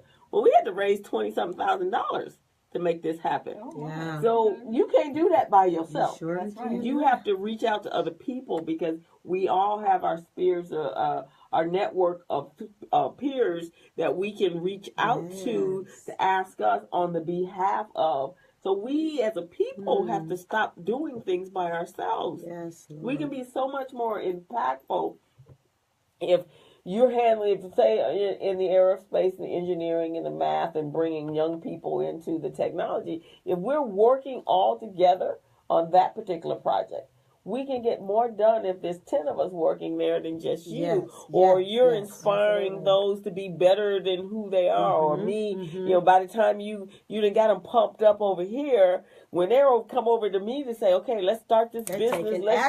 We're taking action. And okay, wait a minute, I need my cheers. Let me go back over here to Sean so she can pump me up from my confidence level. Then Crystal can get me, okay, you need to do this, the technology. Yes, you need to be on Facebook. Yes, you need to be here. Yes, you need to be here. Yes, you need to be branding yourself. That's right. Right? That's right. That's right. And the thing about coaches, we're all 3 sitting here, power broker women, as I want to say we are, right? Bella Network, right?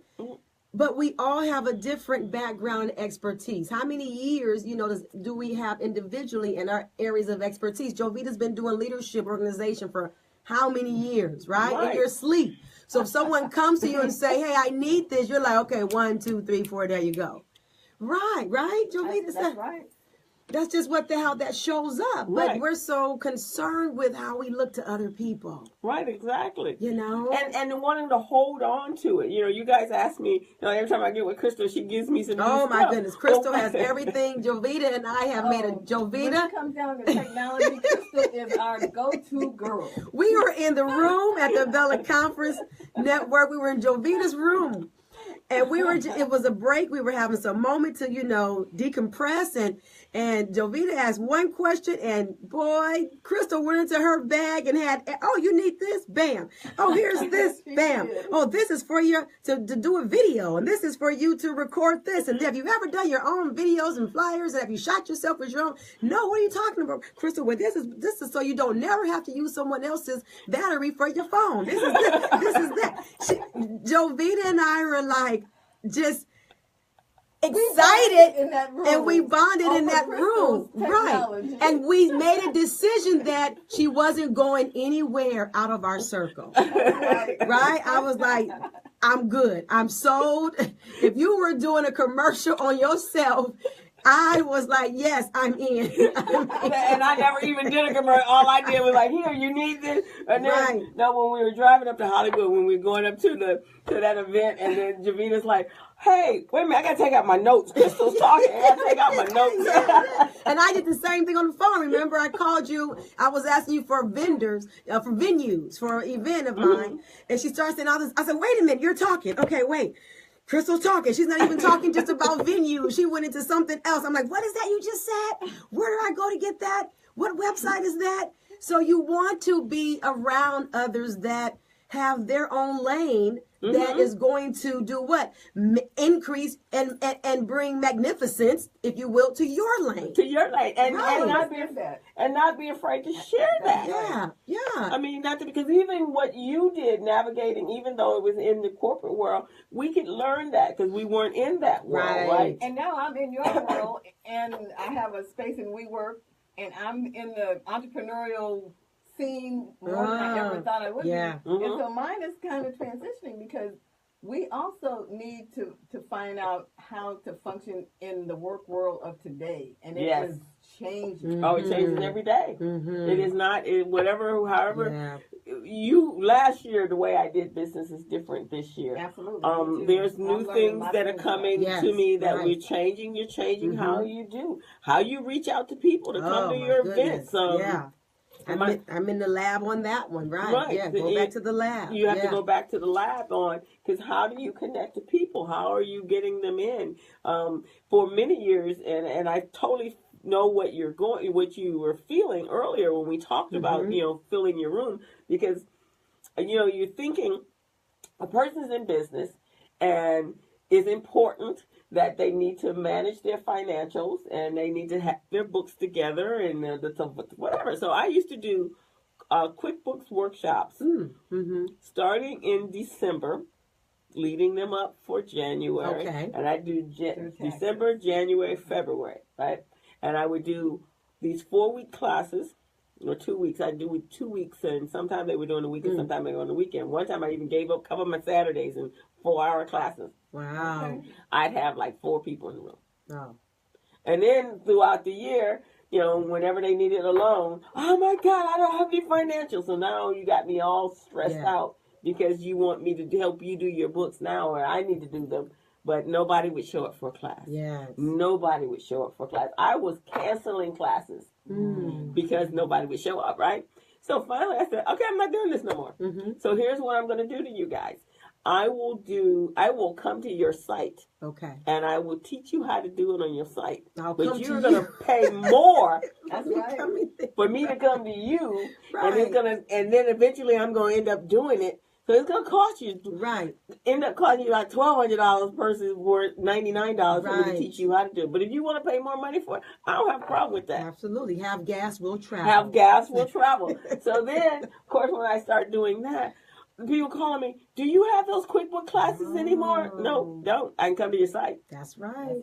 But I don't have, I'm not wasting my time to market for classes that you guys are not in. Yes. But we really wanted it. No, you didn't. Yeah. Because I did that like for 2 whole years. And it was all part of my thing. And finally I was like, I know. So now the only way I'll do them, if another organization is putting them on, and then somebody else is paying for it, I get paid up for me going through all that, because and here we go. We have the Metro Rail coming down Crenshaw, and a lot of businesses lost their business and couldn't be reimbursed because they didn't have any financials. Oh, really? My goodness. Oh, Crystal. Yeah, they couldn't come up with a P&L to show how much money they made or how much money they spent. That's another topic. I was going to ask, why? Because a lot of our businesses, and that's why it's so important by what we do. One, what you do is encouraging us not to be fearful. That's right. That's important. That's right. That if you're not engaging, you're making a statement that I'm fearful. That's right. Right? Yes. So you're invaluable. You're valuable for that, because, and by the time I get them, and then you are valuable because teaching you how to navigate yourself, how to set precedents and how to network and connect with the people that are valuable to you and your business, not just for the present, but for the future as well. Right? And then so when they get to me, they're not afraid to move. So a lot of the times they're not, well, I don't want anybody to know, my financials, oh my God, or my credit's bad. Well, do you think that's going to be that's a lifelong illness, or what is that, terminal? Right. No. Right. That means you got to go do something to change that, right? Because that changes. I mean, there are people, I was just talking to somebody the other day. I had a client, she prided herself on having a 900 FICO score. She was in the mortgage business. Wow. And she taught classes on how to maintain between an 850 and a 950 FICO score. Right? The recession happened, and they took away her line of credit and dropped her FICO score down to 6. She almost died just from the fact that, because that was her pride. Yes. Yeah, but that was her leverage. That was her leverage, right? And it gives you leverage. But here something took place that had absolutely nothing to do with anything on her part. None. Yeah. That was outside interference. And that's what happens in life. Outside interference.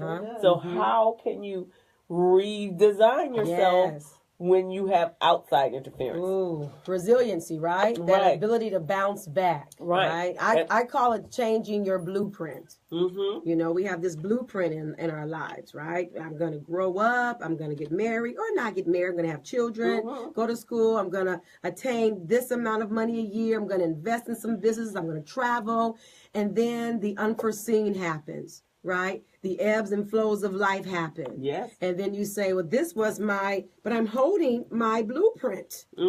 Yeah, well, let's throw that away and let's start over. Yeah. And you have to do that more than once. Oh, I've had to redefine myself about 4 times already. Wow. Since retiring. Since retiring. Well, there you go. I want to ask Jovita a question there. Jovita, what has been one of your challenges in redefining yourself? To start with, I think I was in corporate America and I was successful. Okay. And going from being completely successful, and when I pick up the phone, I'll automatically pick up the phone because part of who I was and part of who I worked for. And when you're out on your own, that cachet kind of goes away. Well, yeah, you don't have a call on that. That's right. In another department. There's no another department. Find how you get things done. So that was one of the things for me, was figuring out how to transform myself. And so now one of the things I also help people with is, how do you make a transformation from where you were to where you want to be next? Because it could be totally different. Mine certainly was. I taught algebra at a community college. Okay. I coached people in groups about lots of different things. Groups on how to be more cohesive. Executives people in business on how to transition from being an individual contributor to actually managing people. And at each level in an organization, you have to learn a different set of skills. So I was really good at that. Okay. Coming out, though, I now have to learn how to be a great entrepreneur. Yeah. And that is a totally different set of skills.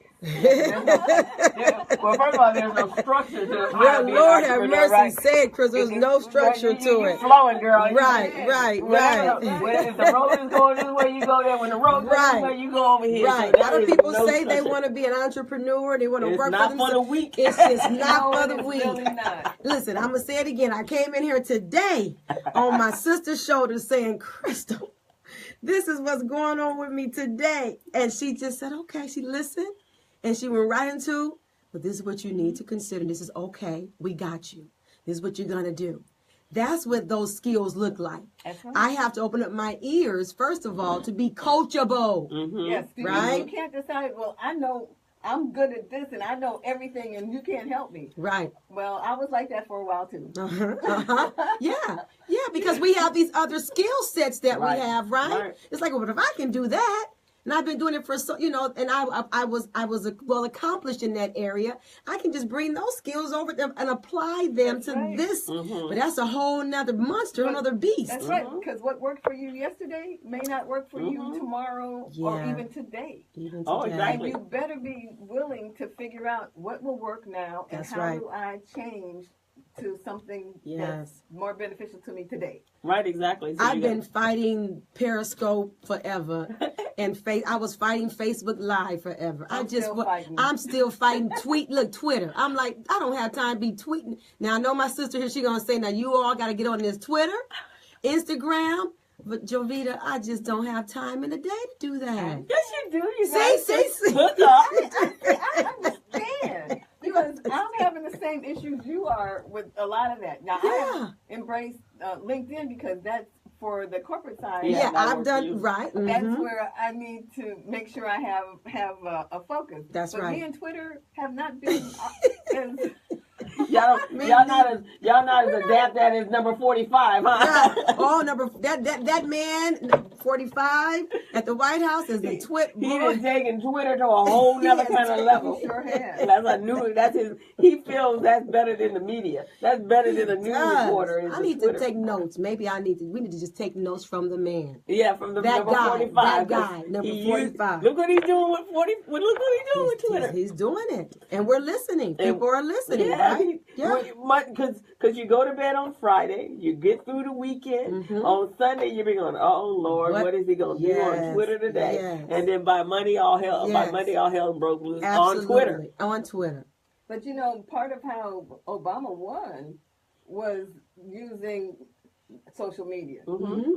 And so the world has changed. Oh, yes. So you can't really keep us out, and social media is really the way to go. And I've been watching. You guys know Michael Basin. I mean, don't know him personally, but Michael Basin. He started. I hate that we don't hear him anymore here in LA.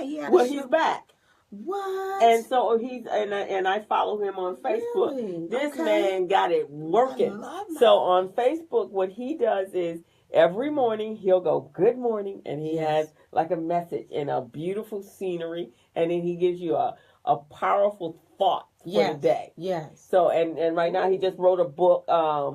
He wrote a book about women. And I think it's about dating and women and the things that we do. We need to get ourselves together and that kind of stuff.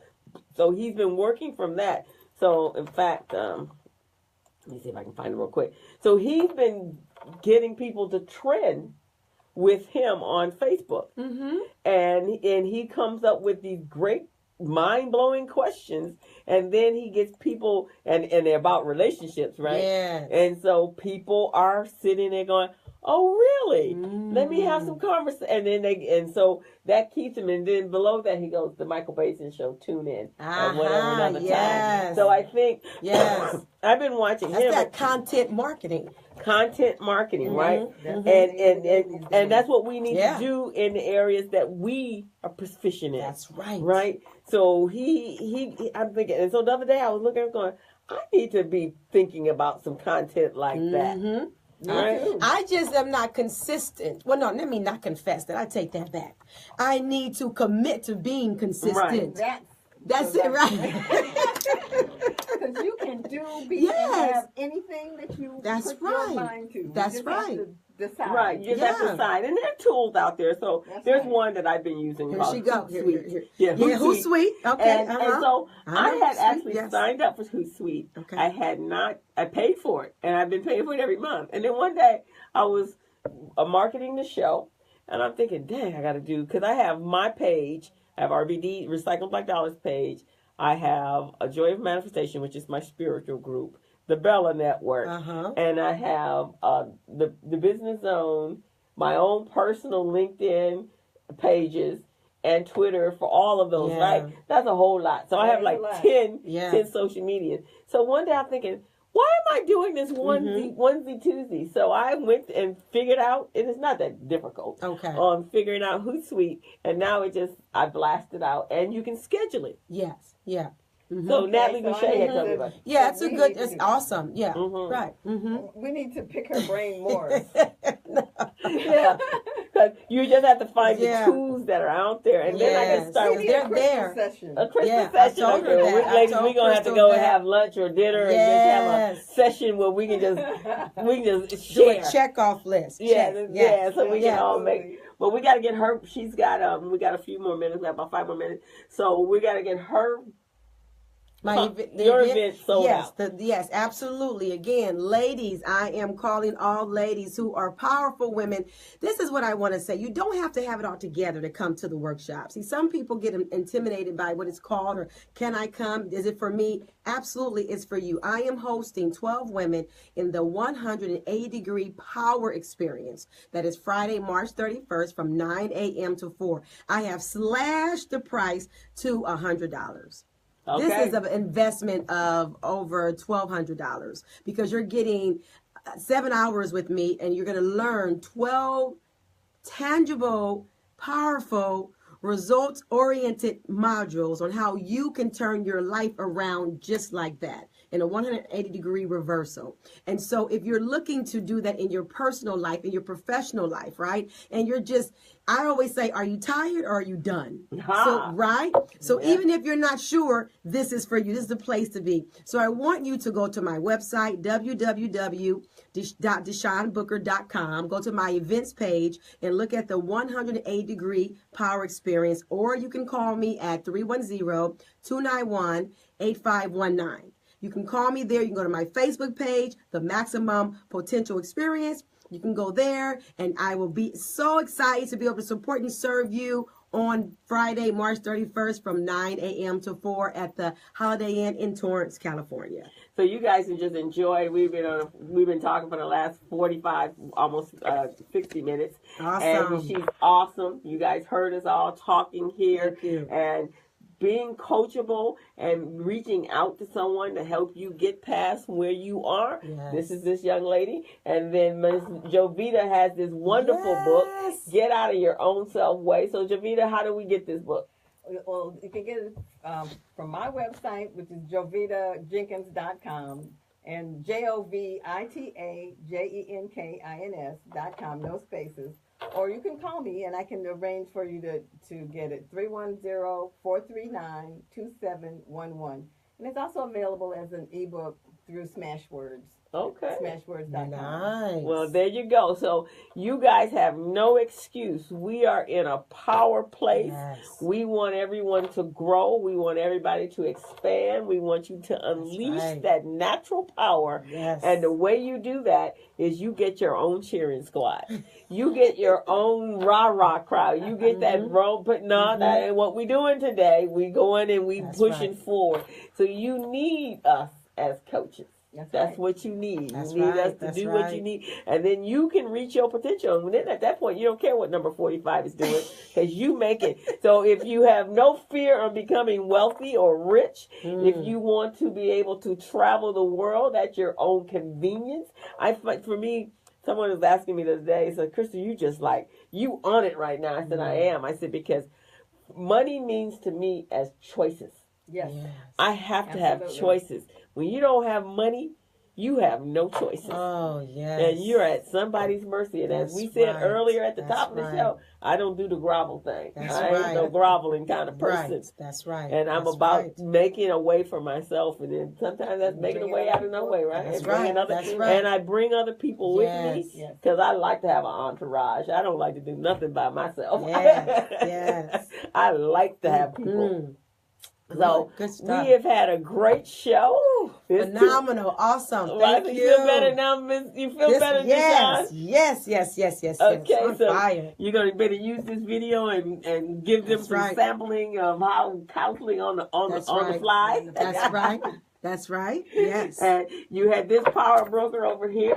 So anybody that's over there in the corporate world that needs to know how to navigate it, especially our young people that are just coming into that world, then this is the lady to call. So Miss Jovita Jenkins at jovitajenkins.com. Yes. There you go. That's easy. Deshaun Booker. Yes, DeshaunBooker.com. And so we are going to sign off for today. And it's been great. And we will see you next week. All right. So long. Thank you. Thank you, ladies. Did you enjoy it? Fun.